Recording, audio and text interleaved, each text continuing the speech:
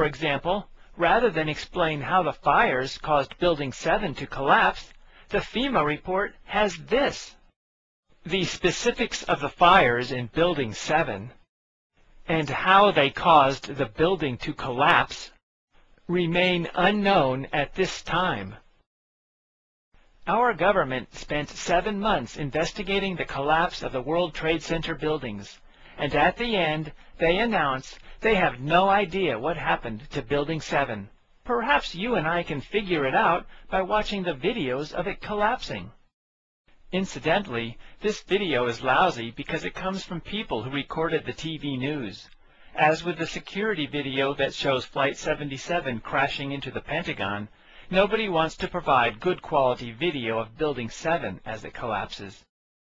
At the top of Building 7 is a rectangular penthouse that contains air conditioning and other equipment. If you recall, the fires were on the lower floors, not near the roof. However, the penthouse is the first part of the building to collapse.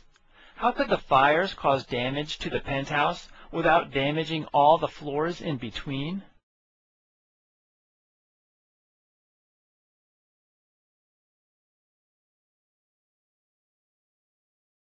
Here's a different view of the collapse.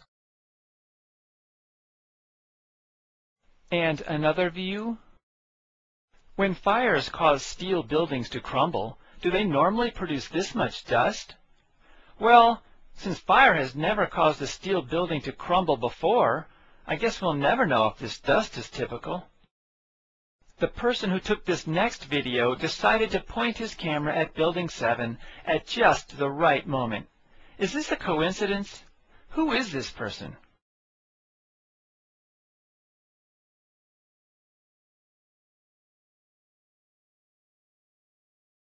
Now that you've seen how the building collapsed, do you think these tiny fires were responsible?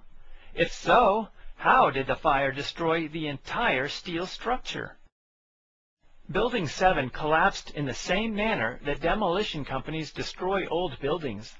They use explosives to shatter the joints holding the steel beams together. The explosives are detonated in a sequence that causes the building to fall vertically downward into a tiny pile of rubble. Also, when the building is tall, the explosives are often timed to destroy the interior of the building before the exterior walls are broken, thereby causing the interior section to fall first. As the interior pieces fall, they pull the exterior walls towards the interior. This creates a small pile of rubble with the exterior walls laying on top of the rubble. Photos of the rubble from Building 7 show exactly that. Namely, the exterior walls on top of the interior pieces. Normally, if a 47-story steel building crumbled into a pile of rubble because of a couple of tiny fires, people around the world would be shocked and want to know what happened.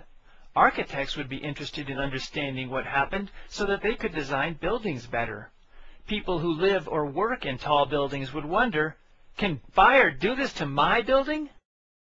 However, are any architects asking why Building 7 fell down?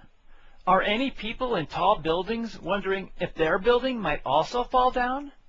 Why does nobody care that a steel building disintegrated for no apparent reason?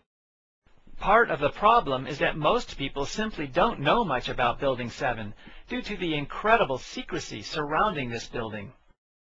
We were frequently told of the evilness of Osama and Saddam, but how often did you see the collapse of Building 7? How many articles did you find in newspapers or magazines about Building 7? The only explanation for this secrecy that I can think of is that nobody can explain how Osama caused Building 7 to collapse. By keeping this issue a secret, they are hoping that people will forget about the incident rather than ask, what happened to Building